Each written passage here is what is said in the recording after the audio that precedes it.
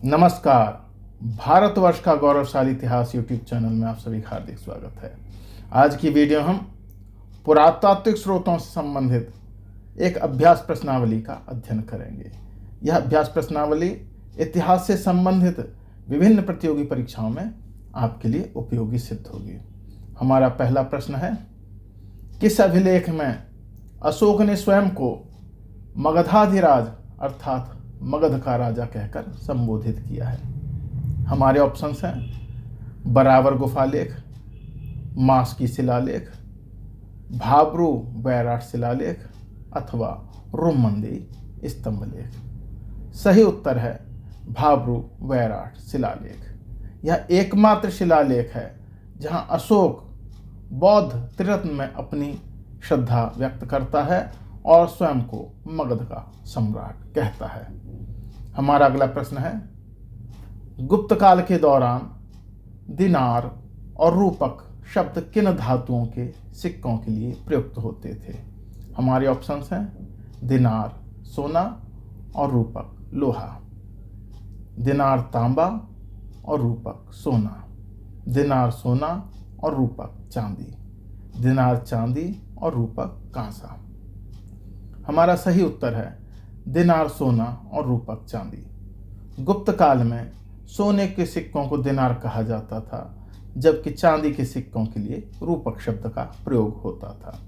हमारा अगला प्रश्न है, राजा खारवेल के हाथी गुम्फा अभिलेख में किस सिंचाई परियोजना का उल्लेख मिलता है जो 300 वर्ष पुरानी थी?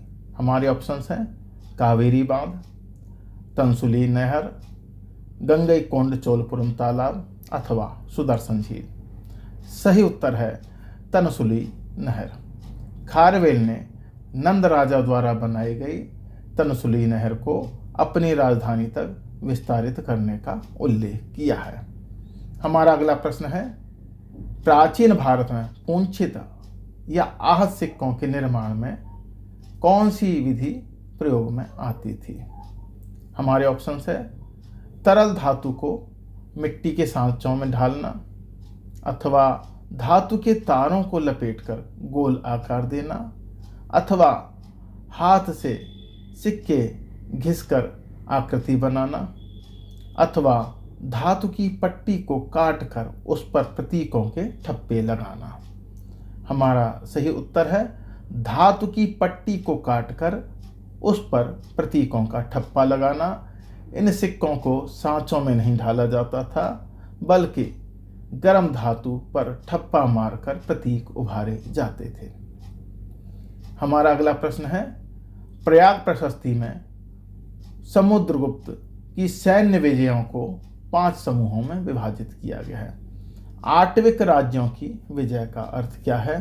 हमारे ऑप्शंस हैं वन क्षेत्रों में रहने वाली जनजातियों पर विजय, दक्षिण भारत के राज्यों को मुक्त करना, समुद्र पार के द्वीपों पर विजय अथवा उत्तर भारत के आर्यावर्त राज्यों का उन्मूलन। सही उत्तर है वन क्षेत्रों में रहने वाली जनजातियों पर विजय। आटविक शब्द का अर्थ वन होता है, जो गाजीपुर और जबलपुर के जंगली क्षेत्रों के राज्यों के लिए प्रयुक्त था। हमारा अगला प्रश्न है, मंदसौर अभिलेख में किस गुप्त शासक को शरदकालीन सूर्य की तरह बताया गया है? हमारे ऑप्शंस हैं श्रीगुप्त, कुमारगुप्त प्रथम, भानुगुप्त अथवा स्कंदगुप्त। सही उत्तर है कुमारगुप्त प्रथम। कुमारगुप्त प्रथम के मंदसौर प्रशस्ति में वत्स भट्टी द्वारा यह रचित है और यह कुमारगुप्त प्रथम के शासनकाल की गौरव गाथा है। हमारा अगला प्रश्न है, अशोक के स्तंभ लेख और शिलालेख में मुख्य अंतर क्या है? हमारे ऑप्शंस हैं दोनों में कोई भौतिक अंतर नहीं है, शिलालेख केवल संस्कृत में है और स्तंभलेख प्राकृत में है, स्तंभलेख केवल विदेशों में लगाए गए हैं अथवा स्तंभलेख केवल राजकीय आदेश थे, जबकि शिलालेख धार्मिक उपदेश। हमारा सही उत्तर है स्तंभलेख केवल राजकीय आदेश थे, जबकि शिलालेख धार्मिक उपदेश। स्तंभ लेखों की संख्या 7 है और वे चुनार के पत्थरों के बने हुए स्तंभों पर खुदे हैं, जबकि 14 शिलालेख चट्टानों पर बने हैं। हमारा अगला प्रश्न है, रुद्रदामन के जूनागढ़ अभिलेख की सबसे बड़ी विशेषता क्या है जो इसे अन्य प्राचीन अभिलेखों से अलग करती है? हमारे ऑप्शंस हैं, इसमें जैन धर्म के सिद्धांतों का वर्णन है, यह दक्षिण भारत में पाया गया पहला शिलालेख है, इसमें हूणों के आक्रमण का उल्लेख है, अथवा यह विशुद्ध संस्कृत भाषा में लिखा गया पहला अभिलेख है। सही उत्तर है, यह विशुद्ध संस्कृत भाषा में लिखा गया पहला बड़ा अभिलेख है। अशोक के समय तक के अभिलेखों में प्राकृत भाषा है, जबकि यह 150 ईस्वी का अभिलेख है जो संस्कृत भाषा में काव्य शैली में उत्कीर्ण किया गया है। हमारा अगला प्रश्न है, पुष्यमित्र शुंग द्वारा 2 अश्वमेध यज्ञ किए जाने की जानकारी किस पुरातात्विक स्रोत से मिलती है? हमारे ऑप्शंस हैं, भरहुत स्तूप लेख, अयोध्या अभिलेख, विदिशा स्तंभ लेख अथवा सांची स्तूप लेख। सही उत्तर है अयोध्या अभिलेख। धनदेव द्वारा लिखवाए गए अयोध्या अभिलेख में शुंग वंश के संस्थापक पुष्यमित्र शुंग द्वारा 2 अश्वमेध यज्ञ किए जाने का उल्लेख किया गया है। यहाँ उनके लिए द्विअश्वमेध याजन शब्द का प्रयोग किया गया है।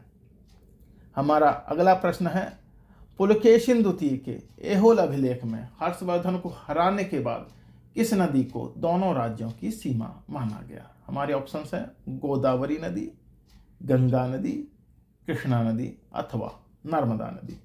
हमारा सही उत्तर है नर्मदा नदी। हर्षवर्धन और पुलकेशिन द्वितीय के बीच नर्मदा नदी के तट पर युद्ध हुआ था, जिसमें हर्ष की पराजय हुई थी।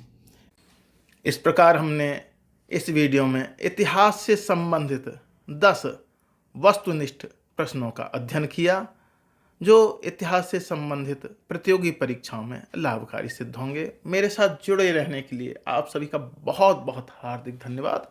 नमस्कार।